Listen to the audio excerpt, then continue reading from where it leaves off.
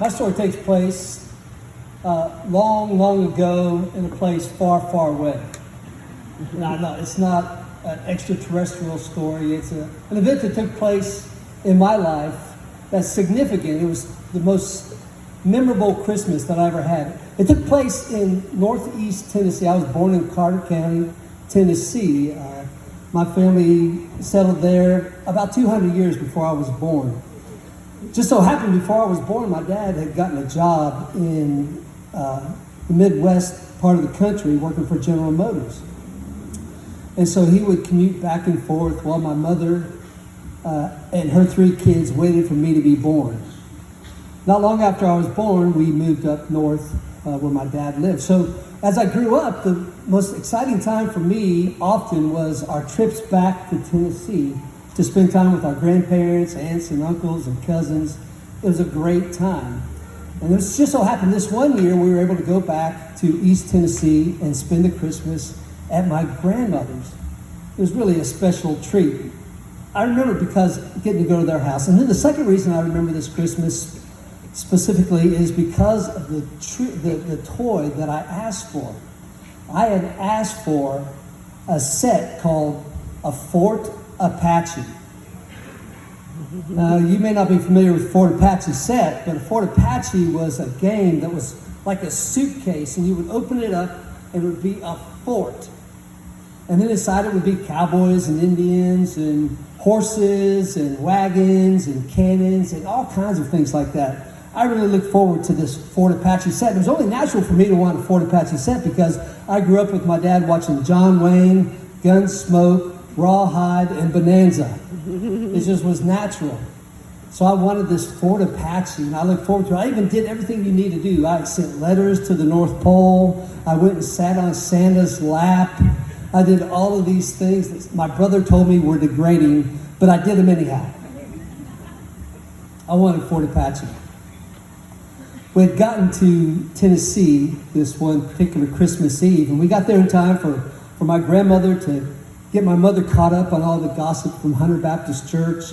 And one of the exciting things that we always look forward to when we got to Grandma's house was she always had a pot of pinto beans simmering on the stove. And one of the first things we did was make sure we got a bowl of pinto beans with some white bread and a glass of water that came straight from the creek. The pipe fed into the house, and we had good, clean mountain water. Mom got through with the conversation. We went and visited the restroom that was a detached facility out in the backyard. When we got ready to bed down for the night, now, in my grandparents' house, it was probably about 800 square feet. And there were 3 small bedrooms.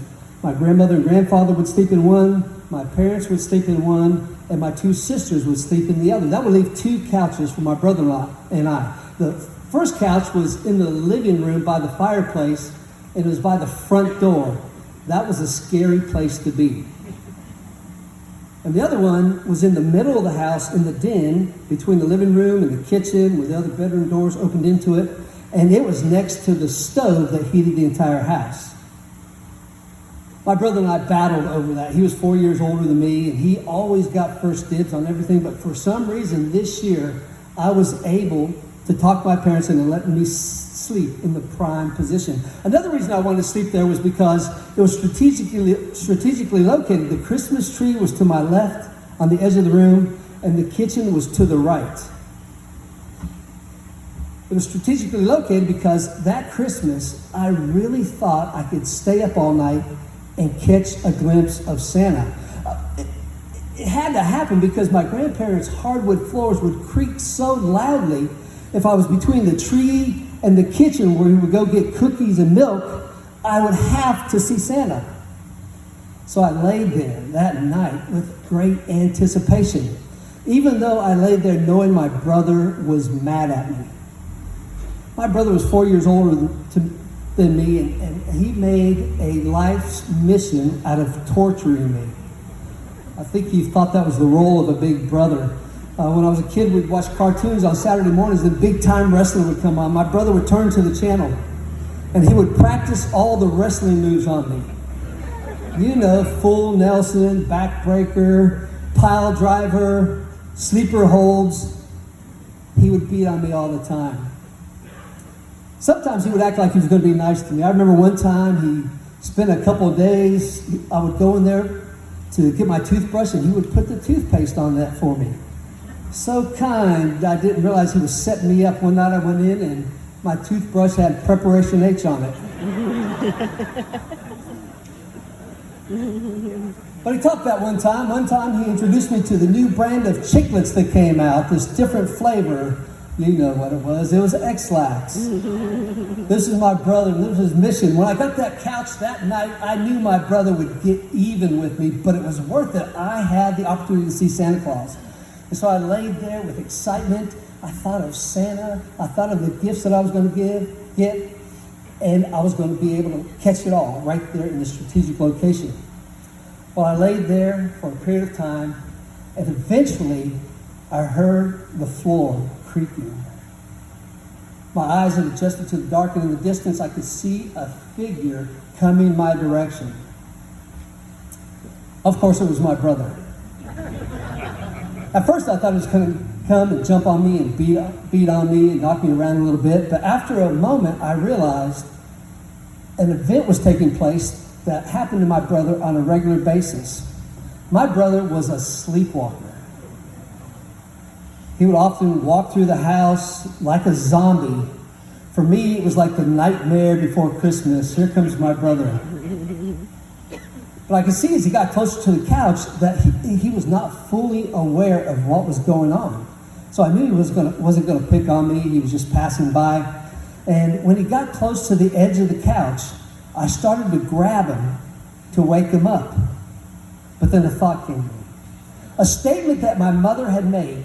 She had told me and my sisters that if Rick was ever sleepwalking, do not wake him up while he's sleepwalking because he could have a heart attack and die. I paused for a moment thinking, no, Rick could have a heart attack and die. And then I thought, Rick could have a heart attack and die. Yes, memories of full Nelsons, suplexes, sleeper holds, and X-Lax flashed through my head. This is my chance to get even and free myself for all eternity from his torture. I started to grab his leg. I was going to take a chance, but then another thought came to my mind. Fort Apache. I could imagine Fort Apache right here, and me grabbing my brother, him dying at my feet, and Santa passing by the house. Surely if I killed my brother, Santa would not leave me my desired gift. So I sat there for a minute and I slid my hand back up under the cover.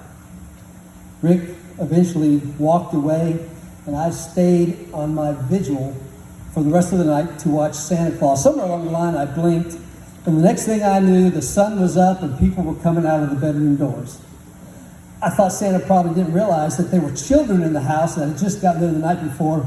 So I ran quickly to the kitchen and I saw that the cookie and milk was gone. So that relieved me. I went straight over to the Christmas tree. And my family, when Christmas came around with the 4 children, it was like 4 little Tasmanian devils. We just ran and opened all our presents and scattered.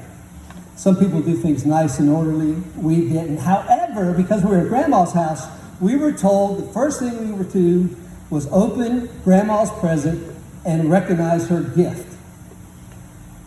I knew what she was going to get me. She got me the same thing every year. But I went and I opened it up, and sure enough, there were some new Fruit of the Looms. Back then, they were all white. Every pair of underwear that guys got, they were white, and you had to add the color yourself, which wasn't really hard for an 8-year-old boy.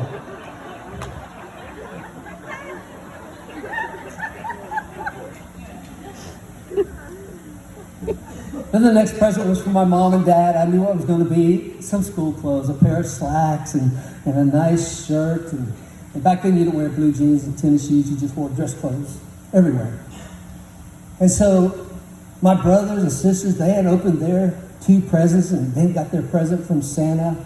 my sister with her Barbie stuff, my brother with his BB gun, and my teenage sister with girly stuff. And I looked for my present, and it wasn't there. Fort Apache was missing. And so I glanced over and I looked around, and my mom saw the despair in my face, and she came over to me and said, "What's wrong, Mike?" And I said, "I didn't get Fort Apache." I thought Santa had read my mind the night before and punished me for my thoughts. Well, my mom was distressed too, and she quickly shot a glance over to the bedroom that my grandmother slept in, and I saw her look that way while I was sitting on the floor, and I could see under my grandmother's bed was a present. She said, "Go get that." I ran in there and I pulled this out, and I knew exactly what it was. I opened it up. It was Fort Apache. I was excited as I sat there and played with Fort Apache. Mom went around and made her rounds to make sure all the other kids were happy. But after a few moments, she could see that I was a little questioning something. And she came to me and she said, "Mike, is there something wrong?" I said, "Mama, what was Santa Claus doing in Grandma's bedroom?" She said, "We'll talk about that later." I'm still waiting on that conversation. Anyway, that was my most memorable Christmas. It happened long, long ago in a place far, far away. Thank you.